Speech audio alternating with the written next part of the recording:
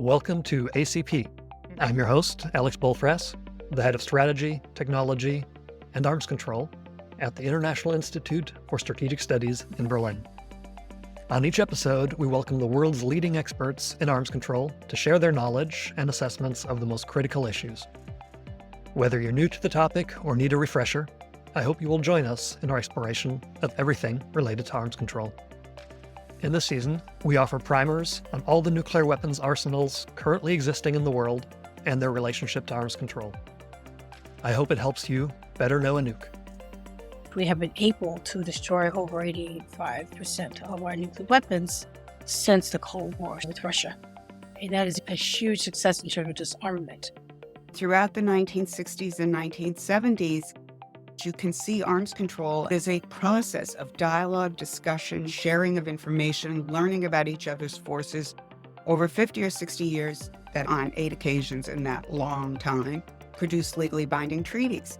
The president, who wants the arms control agreement, often has to engage in some kind of side payment to others within the U.S. government in order to get their support for the arms control agreement. And often the side payment comes in more money and more forces. In this episode, we will be looking at the United States of America. We will be guided by Amy Woolf, Professor Rebecca Davis Gibbons, and Ambassador Bonnie Jenkins. They will share their perspectives on the historical development of the American nuclear weapons arsenal, the successes and failures of arms control in shaping this arsenal, and what the future might hold. To get us started, I asked our guests to talk about the dynamics that drove the nuclear arms race during the Cold War, and the role that arms control played in reducing the dangers that came from it. The conversation touches on the effect of extended nuclear deterrence on arms control, the state of arms control between the United States and Russia, the challenge of China, and the Treaty on the Prohibition of Nuclear Weapons. I'm Amy Woolf. I'm a longstanding specialist in nuclear weapons policy here in Washington.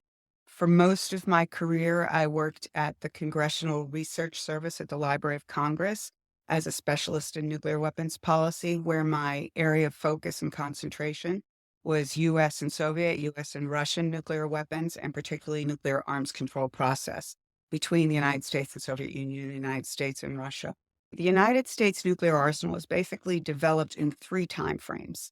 The first is the early 1960s, when we first developed the 3 different legs of our nuclear triad: land-based ballistic missiles, submarine-launched ballistic missiles, and heavy bombers that were all equipped to carry nuclear warheads. At the time, we had a number of shorter-range delivery systems, most deployed in Europe and many in Asia, in the sense that they were seen as a way to deter and, if necessary, engage in a land war if it occurred. So we had the full scope of all ranges, all types, all delivery systems developed in the early and mid-1960s. Then come the late 70s, early 80s, and we had to start recapitalizing those. They're getting old. So we had what was known as the Reagan buildup. We built some of the existing land-based missiles, the Minuteman missiles that are still in U.S. silos, actually were first put there in the early 1970s. They've been refurbished several times. We built new land-based missiles, new submarines, new submarine-launched missiles, new air-delivered systems, bombers, cruise missiles, all of that during the 1980s. All those programs were in the budget before Reagan started throwing more money at them. Several of the programs, as they came to fruition, were either scaled back or delayed by the late 1980s and early 1990s, again, as the U.S.-Russian, U.S.-Soviet relationship changed. Normally, we would have expected another cycle of recapitalization as things got old 10, 15, 20 years later, which would have been 10, 15, 20 years ago. But we were at the time in the midst of a better relationship with the Soviet Union, budget constraints and all the rest, and we delayed many of the programs. My name is Rebecca Davis Gibbons. I'm an associate professor of political science in the University of Southern Maine. I broadly look at nuclear issues in terms of non-proliferation and disarmament and arms control. So thinking about how humanity has grappled with reducing the risks of these weapons and this material. We saw both sides just go up, up, up, up through the Cold War. Why did we get to a place where the U.S. had over 31,000 nuclear weapons in 1967? If we just think in terms of a rational perspective, military matching military, there are examples where the U.S. built up its arsenal because it was trying to match the Soviet Union. Early in the nuclear age, the US relied mainly on heavy bombers to deliver nuclear weapons. Because of its alliance relationships, it could have planes essentially encircle the Soviet Union. When the US realized that the Soviet Union was developing a program for intercontinental ballistic missiles, what we call ICBMs, that really spurred the US to develop this system. So we see this traditional security dilemma relationship where there's some desire to match capabilities. But there's a lot of other arguments. One that is really important when thinking about why the US had over 30,000 nuclear warheads in 1967 is to think about the inter-service rivalries that occurred within the US military. For example, the Air Force originally has control of nuclear weapons in terms of the bombers. They have the delivery platform for delivering nuclear weapons because they have the aircraft. In the Cold War, that gives them institutional power and prestige. The Navy resents this, and in 1956 starts talking about building nuclear armed subs. So they also have play in this new world of nuclear weapons. And you even see arguments over nuclear strategy that come not necessarily from rational unitary actor thinking, what is the best strategy for us for nuclear weapons? You see services arguing for strategies consistent with their particular hardware. So counterforce arguments that you need really accurate weapons to take out the other side's nuclear weapons military installations. The Air Force likes counterforce because it has the most accurate way to deliver nuclear weapons in terms of bombers in the early nuclear age. Whereas the Navy says it doesn't really matter how accurate it is as long as you can deter because you have these large nuclear weapons that can respond. And so you see different strategies being taken on as it benefits the particular service. We also know that our targeting plans made for having more nuclear weapons than maybe we needed. There was a point during the Cold War where 700 weapons were targeted on Moscow alone. Depending on the guidance, you can have very different numbers of nuclear weapons needed. If the guidance says we need to have 97% confidence that we're going to destroy a certain capability, then you need to put more weapons on that target than if you say, an 80% confidence that we're going to destroy that capability. And so there was a point where we just had so many different targets at such high percentages of needing to be destroyed that increased the number of weapons that the U.S. needed. Back to Amy Woolf. The arms control process between the United States and Soviet Union and the United States and Russia actually began in the late 1950s with the Surprise Attack Conference, where the two sides got together to try and figure out how to prevent or understand or pay attention to what was going on with their force postures in ways that address their concerns about the potential for surprise attack. And the conference failed. They did not come up with any measures, but it was the first time they actually talked about what their nuclear force postures were and what they planned to do with them. They didn't have the same language to describe these things, so that kicked it off. Throughout the 1960s and 1970s, you can see arms control as a process of dialogue, discussion, sharing of information, learning about each other's forces over 50 or 60 years that occasionally, on 8 occasions in that long time, produced legally binding treaties. And it was in that process that the two sides learned about their force postures, learned about their plans, their programs, shared their information. And for the first 15 years or so, until the mid-1980s, the agreements they came up with did not really reduce their nuclear weapons. They kind of bounded the size and purpose of their weapons.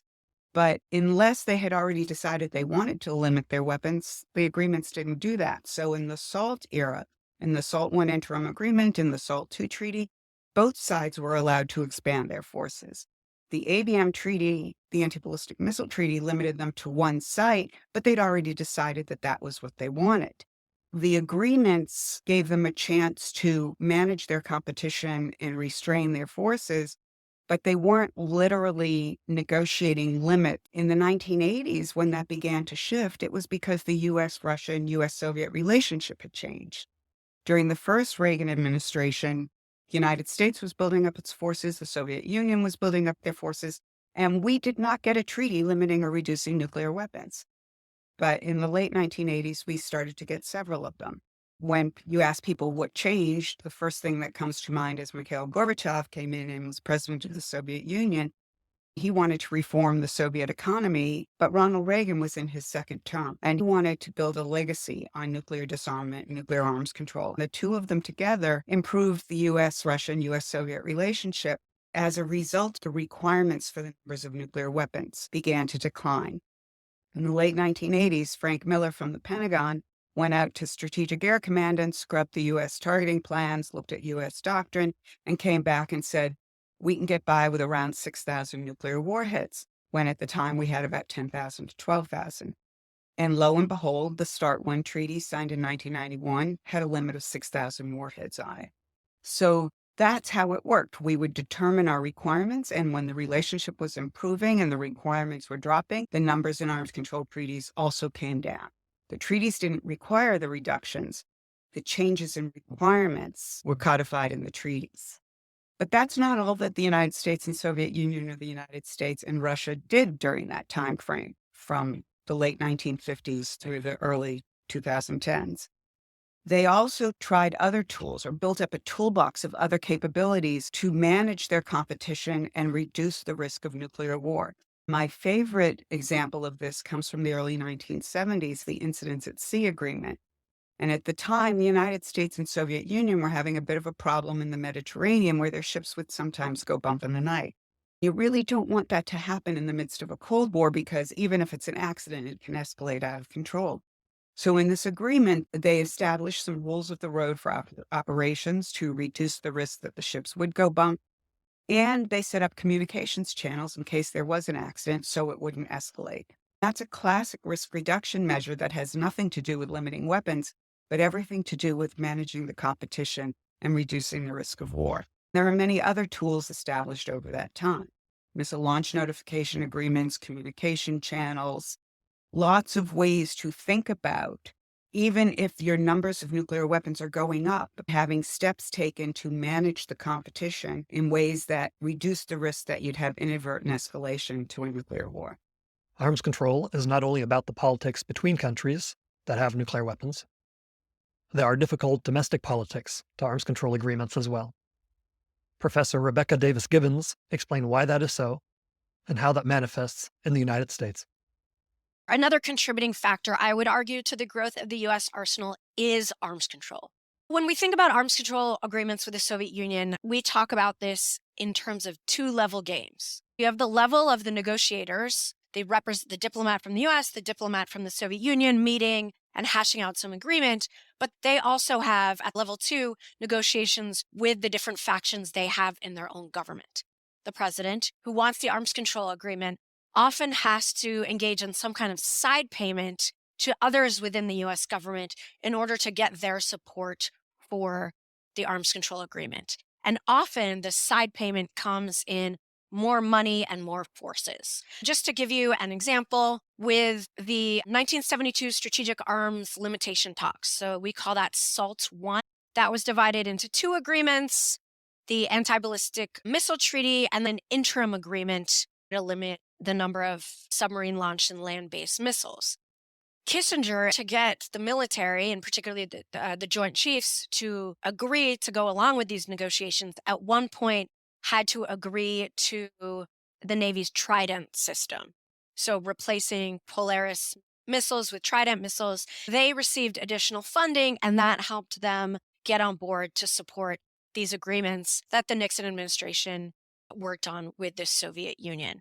I'm not saying that we wouldn't have Trident absent SALT, but they got more funding and quicker because the Nixon administration needed their support. We see this with SALT II, with the Carter administration needed to sign on to the MX missiles because he thought it would help get more support in Congress for ratification of SALT II. The MX missile was an experimental missile that eventually became the Peacekeeper. This was a MIRVed missile. MIRVed means it has multiple warheads that can be independently maneuvered. One missile could have 10 different warheads targeted at different targets. The Peacekeeper was a MIRV missile, and Carter didn't like it, but he signed off on it in 1979, hoping that it would boost the chances of ratification of this treaty.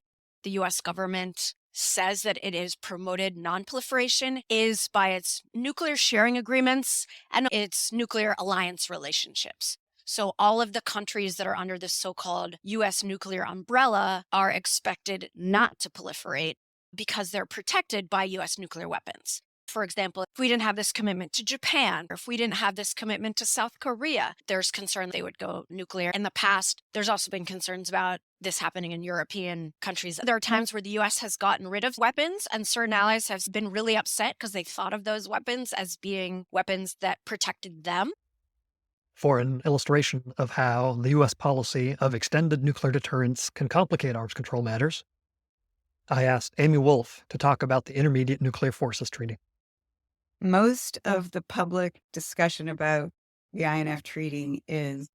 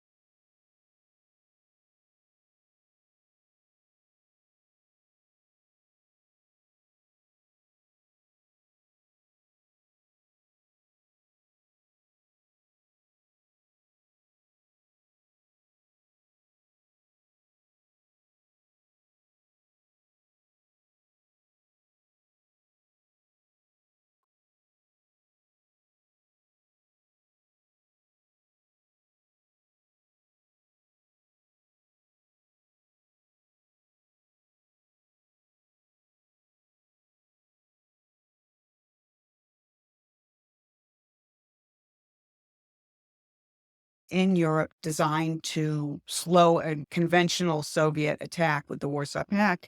But basically, the line was we would have nuked Eastern Germany to save Western Germany. So there was a long-standing discussion about expanding the capabilities in NATO. There were also several governments of nations in NATO that didn't want to put these missiles in NATO, so we had a dual-track decision. The second track, the negotiating track, was not designed to bring Soviet Union to the table. It was designed to bring some of the NATO allies to the deployment. We promised them negotiations. However, the Reagan administration did come in and say, we got to put an arms control proposal on the table. Let's make it something we know the Soviets won't accept. So they proposed that we get rid of all the INF missiles. And surprise, surprise, the Soviets said no. We deployed the missiles. Then the mid-1980s happened. Gorbachev and Reagan wanted to change the world. Gorbachev came around over a series of speeches in 1985-86 to the idea that maybe we should eliminate all of these INF range missiles. And Reagan agreed, and they expanded it to a global elimination, not just a European elimination. In 1987, they signed the treaty that said, you will not only eliminate the missiles that can fly either on a ballistic trajectory or a cruise missile trajectory to less than 5,500 kilometers, you will eliminate all the ones you have and you will never build them again. Reporting has it the Soviet military was not thrilled about that, but Gorbachev really wanted to do it, both to build a relationship with the United States and to save money on building the weapons.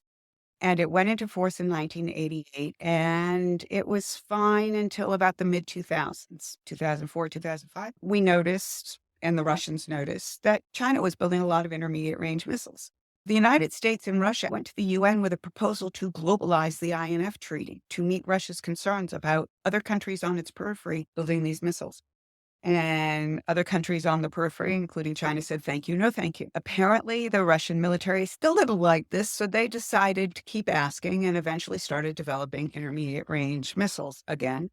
The Rusbek, which has become the Oreshnik, and a cruise missile, which is now the 9M729, which the Russians claim can't fly to more than 500 kilometers. The United States disputed that, and that's what brought down the INF Treaty. The dispute over whether this new cruise missile, which Russia first tested in the late 2000s, had tested several times by 2013-14, even though the specific version on the specific launcher never tested to more than 500 kilometers, the United States believed that through intelligence sources, it was the same missile that they had tested in a test facility. The Russians have repeatedly said, no, it can't. We repeatedly said, yes, it can.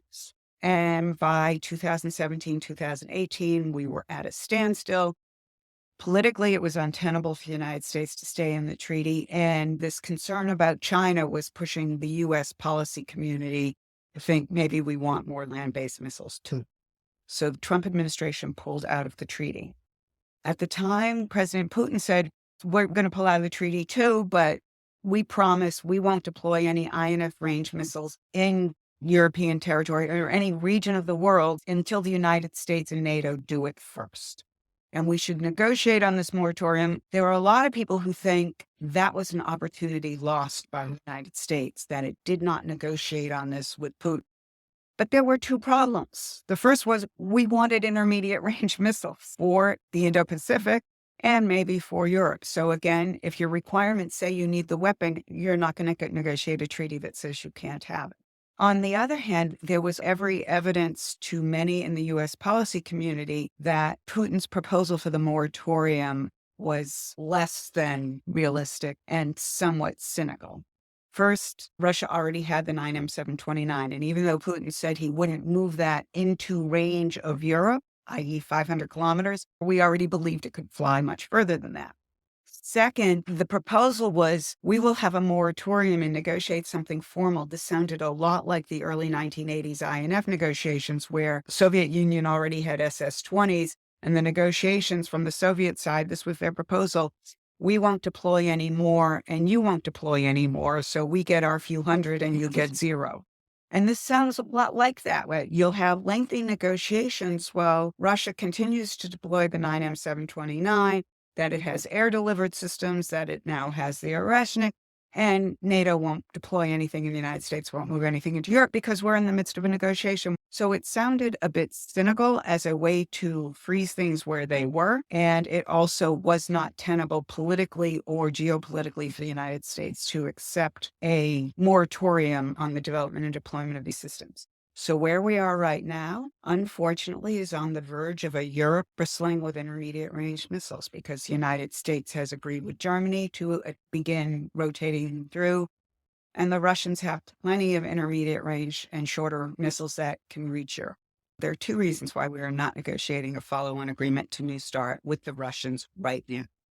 The first is the Russians have said, in spite of many American efforts to bring them back to the table, no thank you. They have said specifically and repeatedly, as long as the United States and NATO continue to support Ukraine, there will be no return to the arms control negotiations. That may be a miscalculation, but they are attempting to leverage what they see as U.S. greater support for arms control as a way to break the United States off of its support for Ukraine. The second reason there should be skepticism about negotiating a follow-on treaty is that the United States has made it clear in several executive level speeches over the last couple of years that it might need more nuclear weapons deployed in the strategic forces, non-strategic nuclear weapons, in the coming years because we now face two nuclear peers, two challengers. And it's not a one-for-one or an arithmetic computation where, we now have two peers and one of them has X number of targets, so we need X times 2 number of more warheads, or we need more warheads than both combined. It's not arithmetic. But it is that kind of targeting requirement issue that allowed us to bring our forces down in the 1980s as the requirements dropped. If that's turning around, then we may need more warheads. That doesn't mean we can't negotiate a treaty with the Russians. It just means if we do so, the odds of the number of warheads allowed by the treaty going down is close to zero.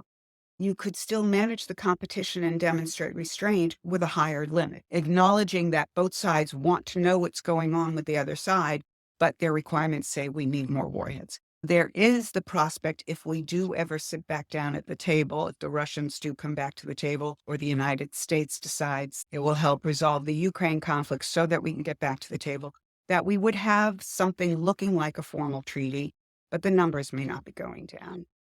In this environment, it is even more important that the two sides recognize if we have the same issues going on with China and in the Indo-Pacific, where forces are operating in close proximity, where there's regional challenges and where a conflict, if it were to break out, would start as a regional conflict but have the risk of escalating because there are nuclear powers getting engaged. So in both cases, there is room for operational restraints, notifications, Missile launch notifications are always a great example. When they're tested, you don't want the other side to believe you're about to launch a war, so you announce your test in advance. And the United States did hold one series of risk reduction discussions with China late in 2023. And then the Chinese said, thank you, no thank you, we're not interested in moving forward.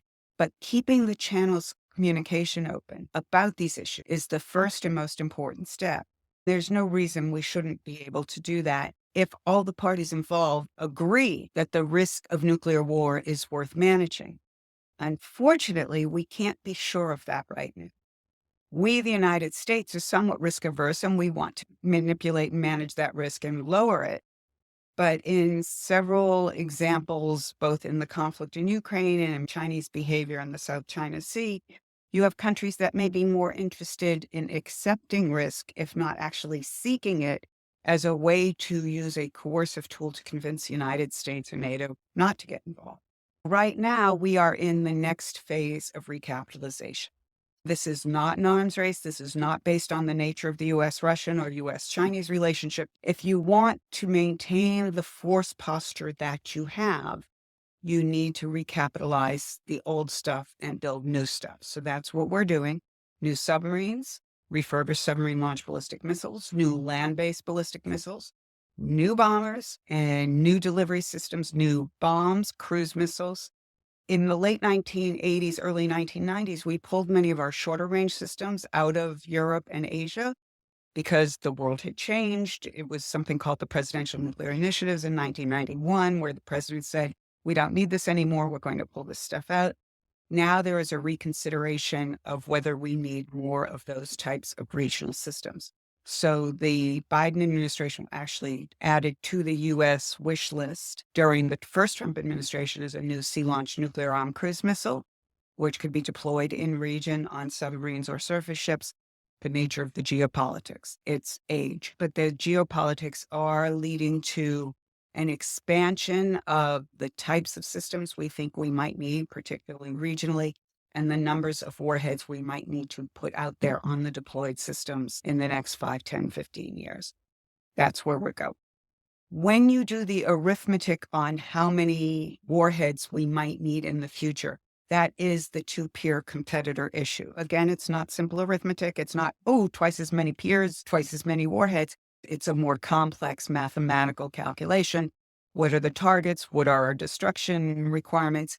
And it's not because we're planning to fight a nuclear war, but if U.S. doctrine says the way to deter a nuclear war is to maintain the capability to convince the adversary that they could not benefit from initiating the conflict. So we need to be able, we believe, it's not my belief, this is U.S. government, to be able to hold at risk that what the adversary values. Hold at risk is not arithmetic. It's let them believe that if things go bad, the United States has the ability to threaten and, if necessary, destroy these targets. So if there are two countries and more targets that we need to hold at risk, there is the calculation that we need more warheads. That may change the nature of some of the ongoing modernization programs, like do we need more submarines? We're planning on having 12 of the new submarines. Do we need more? Interesting question, but it's a decision we don't have to make until another 10 or 15 years from now, because we're already building them as quickly as our infrastructure allows. So it would be at the end of the program. But that definitely is something that the Navy, that the Pentagon would have to start planning into the budget process if they think they may want to get there later. Things like the new sea-launched nuclear armed cruise missile, one could directly argue it's due to the geopolitics in both Asia and Europe. When the Trump administration first proposed it in 2018 Nuclear Posture Review, the vision was more about Europe. We were already through the first Russian invasion of Ukraine, and Russia was menacing other parts of Ukraine. The idea that we might need something more visible, more regional, more local, both to engage our allies and reassure them and to deter the Russians, was part of the argument in favor of the new sea-launched cruise missile. When the United States withdrew from the Intermediate Range Nuclear Forces Treaty in 2018, China's missiles, China's growing nuclear force posture, were a significant piece of that debate. So the presence of China's challenge has been affecting U.S. thinking on force posture at least since 2017, 2018. And you can't say it's not a factor now. The center of gravity has shifted in the United States on whether or not we can continue to build down our forces or we need to maintain the capability to increase our forces. And quite definitely over the last 3 or 4 years through the Biden administration. When the administration started, there was expectation in much of the community that we'd continue to negotiate with the Russians and bring numbers down. Our third guest has an inside perspective on the Biden administration's arms control efforts. My name is Ambassador Bonnie Jenkins. I served as the Undersecretary of State for Arms Control and International Security at the U.S. Department of State from 2021 to 2024. Prior to that, I served in the Obama administration as the coordinator for threat reduction programs. And in that role, I focused on security issues of weapons of mass destruction and really more on non-state actors rather than state actions. People ask, what's the future of arms control? If you're talking about traditional arms control treaties, there certainly is a limitation because of the geopolitical situation that exists right now. But if there's a recognition of what arms control does, beyond just being a legal document, but what it provides, then I think it opens up a wider aperture in understanding the role of arms control writ large today. So I think that's the lens that we have to look at in terms of where we are and what we can do in the future.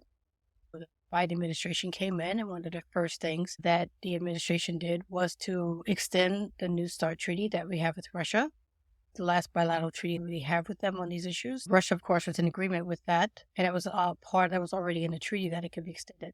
The next effort would have been to see how further we could get in these START treaties we've had with Russia for so many years to continue to reduce nuclear weapons. We started okay with Russia. We had a couple of meetings with them in 2021 toward the end of the year. Once they invaded Ukraine, that pretty much put everything on hold. A couple of things that Russia did was to stop the inspections in the treaty between the two countries and also to stop meeting with the U.S. We have in the treaty, we're supposed to meet with them twice a year. And so they stopped doing that. In response, the U.S. took what we call legal countermeasures, where we said, essentially, if you're not going to do that, we're not going to do that. However, we still abide by the amendments of the treaty, and so does Russia. Even though they're in violation of provisions of the treaty, and we say that very clearly, they're still within the numbers that are limited by the treaty. So one of the biggest things that is happening right now for this new administration is what we're going to do about that. At the end of the Biden administration, we made it very clear that we were ready to meet with them on these issues. We were ready to talk with them about not just fully implementing New START, but getting back to the table to talk about the future of another START treaty, which expires in February 2026. And we only had 2 meetings with them. The first one was getting acquainted, a lot of talking points, a lot of the typical, you do this kind of thing. But it was a necessary first start. The second meeting was good because we got to the point where we set up a couple of working groups. I think we all had in our minds something beyond New START. But beyond that, we just put things out. Our issue was tactical nuclear weapons. That's something we really wanted on the table. They didn't want it as much. They wanted missile defense, and we didn't want it as much. So those were like the 2 things that we had to put on. We had things like emerging technologies and space issues. We had put a number of things on the table that we could talk about, which I thought was positive. But of course, Russia invaded Ukraine, and they were aware that was obviously going to create complications. But I want to make it very clear, at the end, we made it very clear to Russia that we were ready to come back to the table, and they refused. Another issue, obviously, is China and a PRC.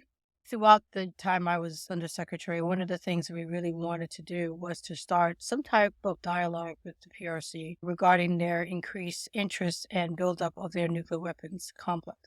We knew that we were not going to get China to the table to talk about arms control because they were actually building. And so, for whatever reason they're doing that, we were realistic in knowing that they were to continue to have any conversations about control. We went into the discussion saying, we know arms control is not at the table on some of increasing your nuclear weapons. And we know that your country for many years felt that you had enough to respond to any kind of an attack. All of a sudden now you're just building up more weapons.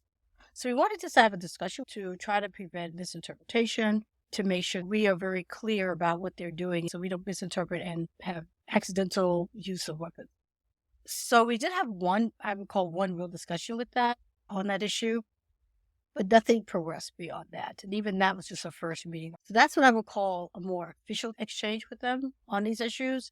Of course, we meet with them bilaterally if we're both in the same country for certain meetings. It wasn't like we weren't talking with them. It goes to the whole TPNW discussion, which the U.S., I would say the U.K. and France. I can't speak for Russia and China because one is nuclear saber rattling and the other one is not really going in the direction of disarmament. Countries that would like us to get rid of weapons tomorrow, it's just not going to happen. It's this gradual way of doing it, which has been successful, and hopefully we can get back to the table. Putting all 5 in the same category does not help. One of the challenges for them is the fact that there's 2 countries who are authoritarian regimes that don't really have a lot of respect for NGOs, right? And the ones that do, like the U.S., we listen. There are times when we come to the same agreements. There are times when we don't. When we respect non-governmental organizations, we respect the different viewpoints. We want to hear the different viewpoints. I've been in the NGO myself. I started my own NGO. So we hear and we listen. The other 2 certainly do not. It's not a criticism of the goal because we have the same goal. We want the same things. At least majority of us do.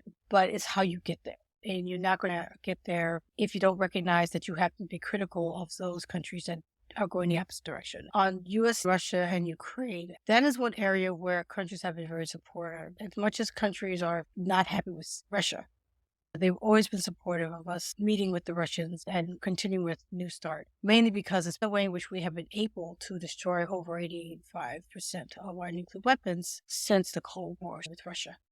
And that is a huge success in terms of disarmament. In this geopolitical environment, a lot of things are challenged, not just arms control. But we have successes. Chemical weapons has had a lot of successes. All countries destroyed already declared chemical weapons. But we still have issues with Russia and Syria we gotta fix. C also has a lot of success, though we need to have an inspection regime. We have a lot of countries that are states parties to all 3 of those treaties. We have a lot of countries that are part of the Nuclear Non-Proliferation Treaty. We have the same states who we've been worried about for years, or the same states we're worried about now.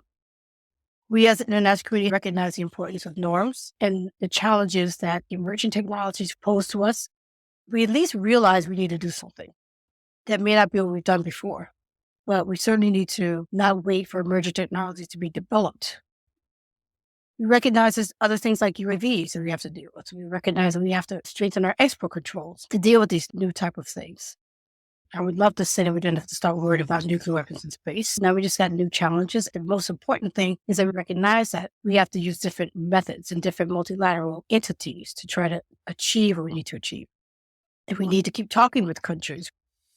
Thank you for listening, and to our guests and the European Union's Non-Proliferation and Disarmament Consortium for funding the series. Until next time, stay optimistic.